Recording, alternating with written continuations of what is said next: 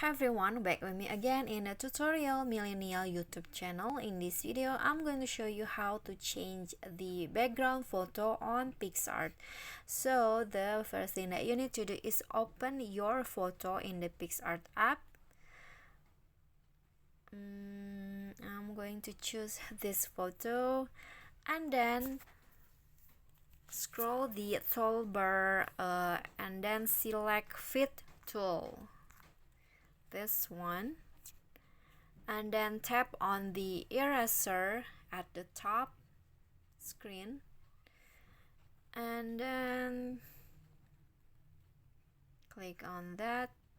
The background has been erased, and then tap on the background to choose the background that you want to add the new background into your photo. So there are a bunch of background that you can choose, and this I'm just going to choose this one, and then click on the check icon and click on save to save your photo.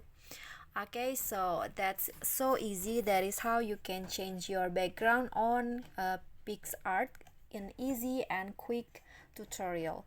Okay, so that's it for me. If you got any question, feel free to drop it in the comment, and if you feel the video is helpful, don't forget to click like and subscribe for more contents. I'll see you all in the next video. Thank you.